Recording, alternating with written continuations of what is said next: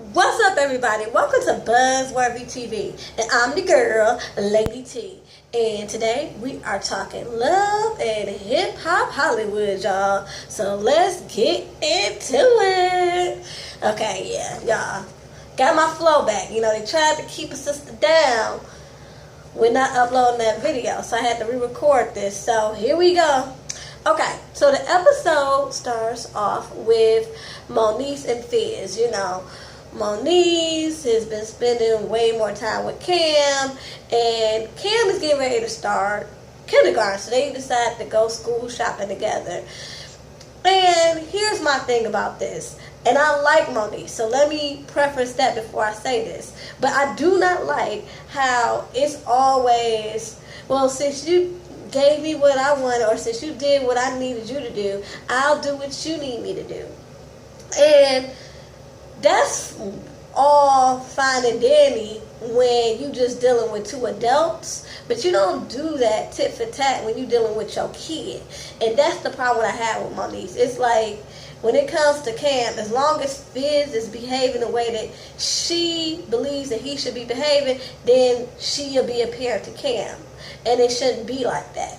So anyway, they get to talking, and here comes Fizz with this dumbass idea, talking about, well, you know, since Nikki Baby can't come and do this video, I got an idea. Why don't you be the chick in my video? And I'm just like,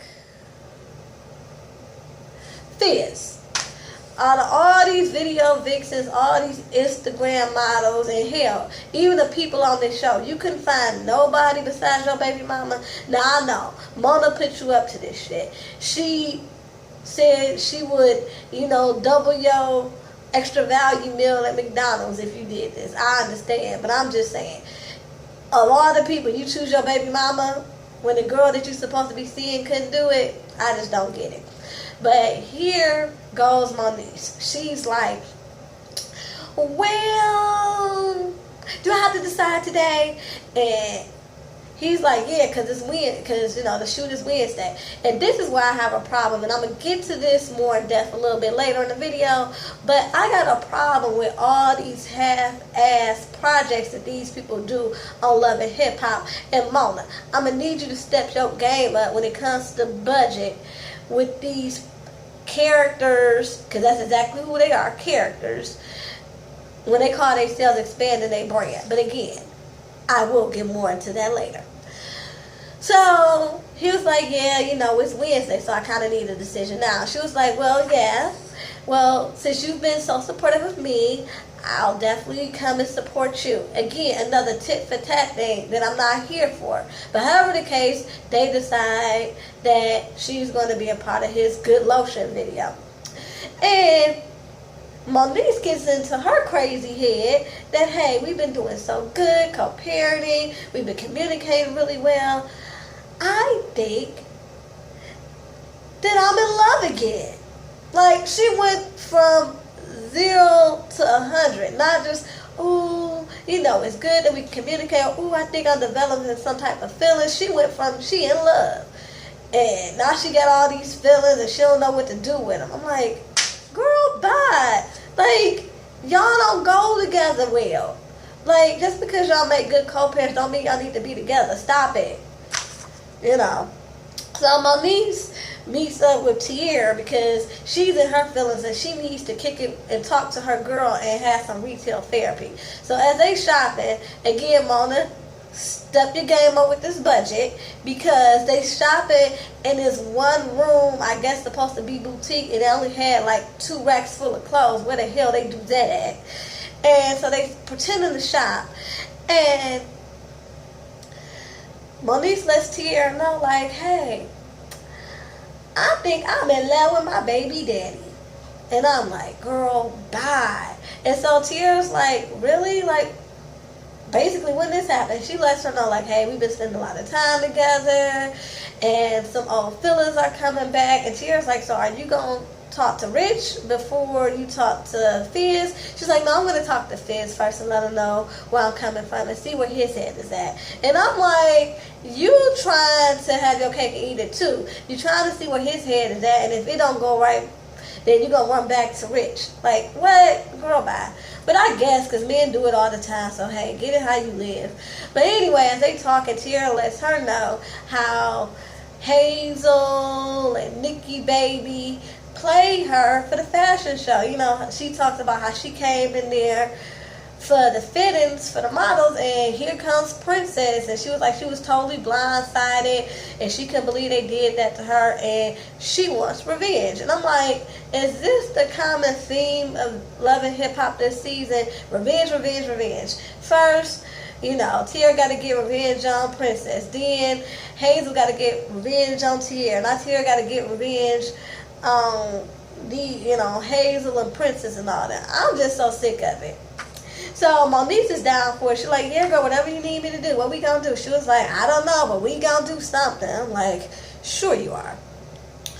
Anyway, then we move on to April and Miles. They haven't talked. They meet up at a park, and basically he's letting it be known that, yeah, he got his sisters and his parents, but a lot of his other family members are not speaking to him. He got into a fist fight with his nephew and everything, and you know, basically Amber is like, you know, I understand that, and you know, I'm here to support you. I just wanted to let you know that I had to tell my daughter because I didn't want her to hear from anybody else, and you know, I just want her to get it from me.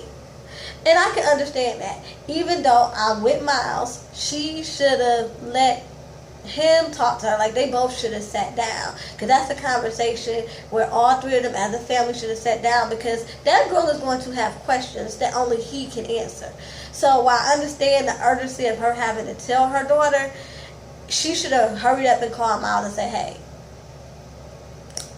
I need you to come over here and so we can sit down and talk to her, so she can get his perspective. But anyway, they basically hug it out. Amber is going to, you know, continue to be there to support her friend, her cousin, with whoever the hell he turns out to be in real life.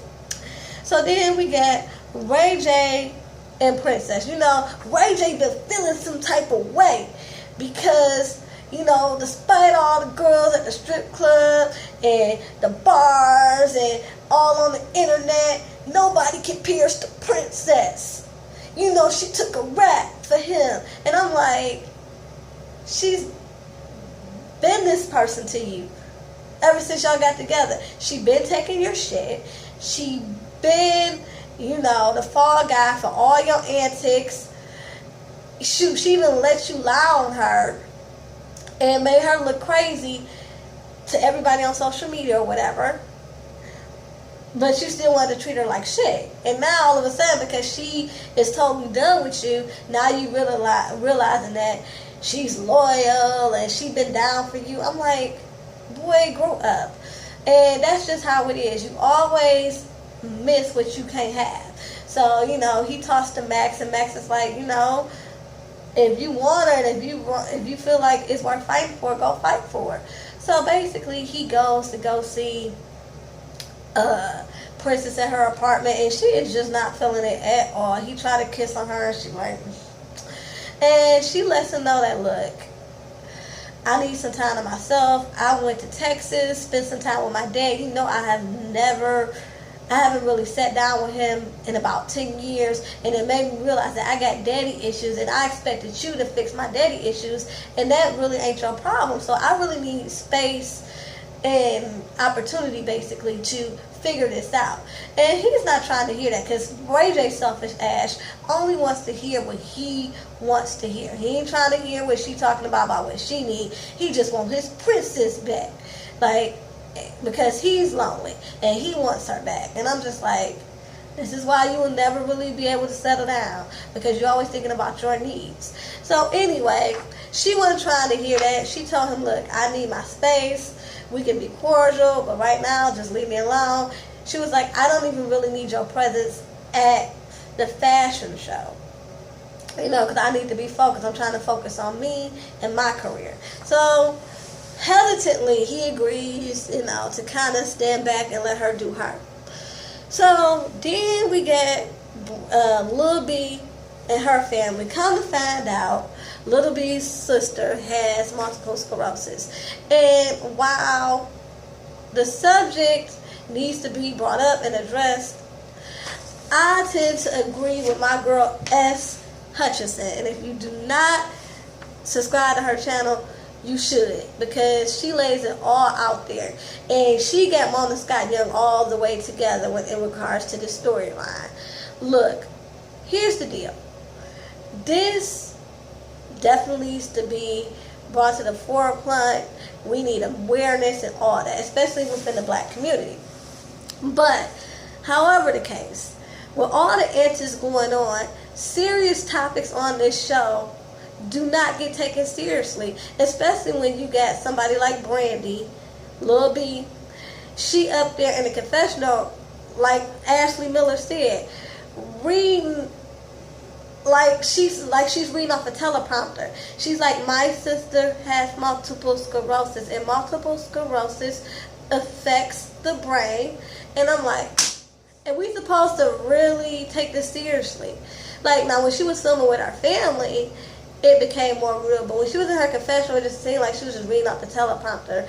And Mona, stop. Stop trying to tug at our heartstrings for ratings. Like, we see through you. We see you. See? We see you. And I'm not here for it. So, you know, I don't know how I feel about this. I do like the fact when she was like, if you got MS, I got MS. Because I'm the same way with my sister. I'm ride or die for you. And when she told her grandma, you got MS? And grandma was like, no, I don't want that. That was kind of funny. But I'm just not here for her, for Mona exploiting, you know, serious topics just for ratings. I am not here for that. So then we got Fizz and Moniece. They filming this bootleg video for Good Lotion. Mona, come here, Mona. We gonna talk. First of all, you need to step your game up. You making all this money exploiting all these people, but you can't throw them some change to have a bigger budget to expand their brand. This freaking video was freaking awful. They're standing in front of what is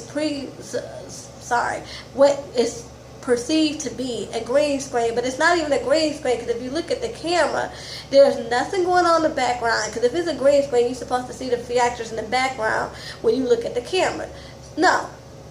So basically, they stand in front of a screen with a half bottle of lotion, and he dancing around Moniece. I'm like, boy, bye. Mona, step your game up.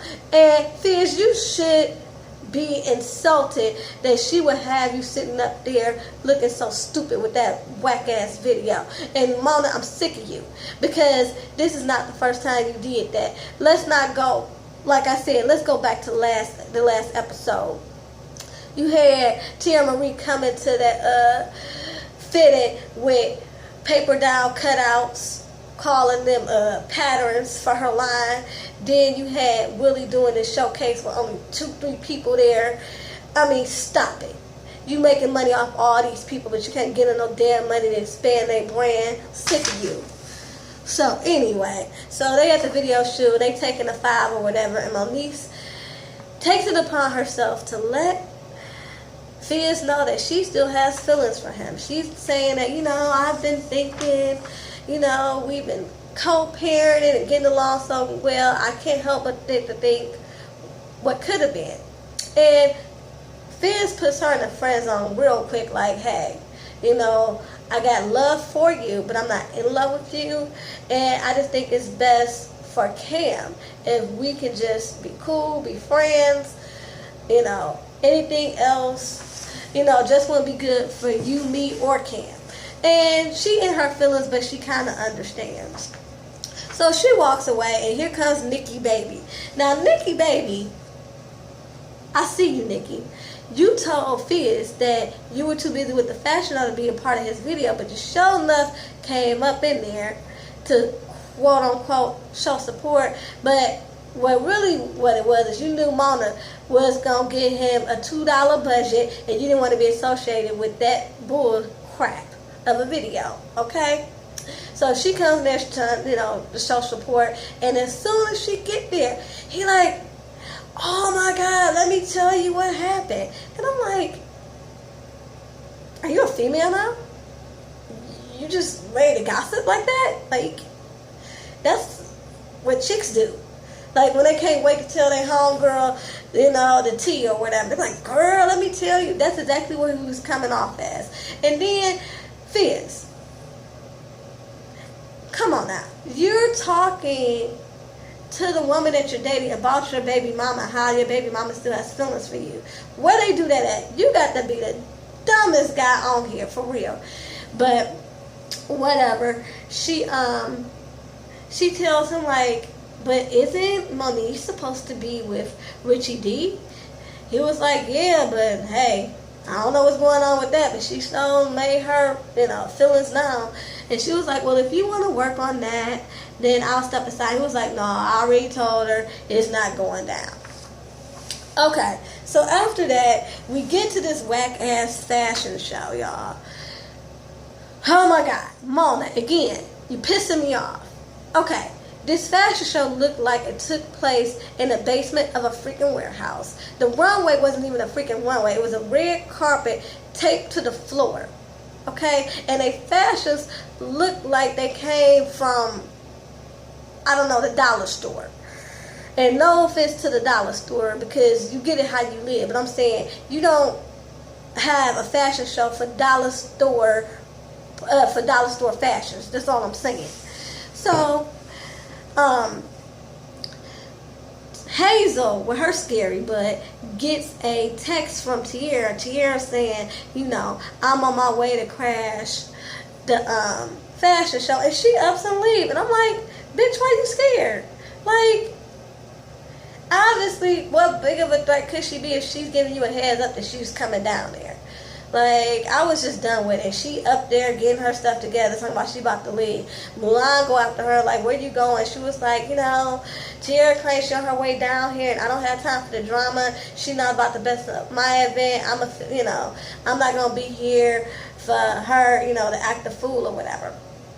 And so she leaves. Mulan goes back and tells Princess and Nikki Baby that Hazel gone. So they like, okay, well, we going to rock it without her. So, as the fashion show begins, Monique opens up the side door, and here come Tierra and her models looking like clowns coming out of a clown car out this Uber with these whack-ass blazers on and taking over the runway like, yes, I'm in this bitch. Like, really? Girl, you act like you crashed Fashion Week or something. No, absolutely not at all. So, when Tierra gets the mic and she's like, all the fashions were cute and all this other stuff, and she was like, no shade. And here come Princess, no shade. Well, it felt like shade because you just came in here and basically just bogarted our fashion show. She was like, no, basically y'all weren't about to cut me out my fashion show. And so they were going back and forth. And even Mulan had to take the mic and be like, look, y'all need to calm that junk down. I'm like, see, this is what I'm talking about. Unprofessional as hell. Who does that? Who argues at a fashion show over the mic so people can hear y'all? Like, where they do this at? Like, I'm just done. So anyway, after all that nonsense, the next day, Nikki Baby wants to sit down with Tierra and all of them to talk about the fashion show. And so they all sit down, and basically, Nikki lets Tierra know, like, look, what you did was really out of order. We were trying to have a successful event, and you just came in there, and it basically, she didn't ruin it, but she basically turned it into something that could have ended up really bad. Like, it really could have, they could have started scrapping or anything. I get what she's saying. Like, that's just not a way how you run an event, just coming in there crashing. I don't care if you were supposed to be a part of it. And so Tierra apologized, and she's like, I'm sorry, you're right. And, Milan lets Tierra know that, hey, that was disrespectful. And again, she says, you're right, I apologize. I just felt some type of way about the situation, and I reacted. So everybody is voicing their opinions. Everybody is acting like adults. Seems like it's going good. But Moniece, who's only there for support for Tierra, decides to stir some shit up by asking Princess, how would you feel if your arch enemy showed up at a fitting? And all of a sudden, all hell breaks loose. People are being accused of throwing drinks. The next thing you know, a drink start flying again. And I'm like, okay, so Mona, you can put enough in the budget for him to have alcohol so they can have drinks to throw or whatever, but you can't put in a budget for them to have a decent event or pull off decent projects. I can't with you.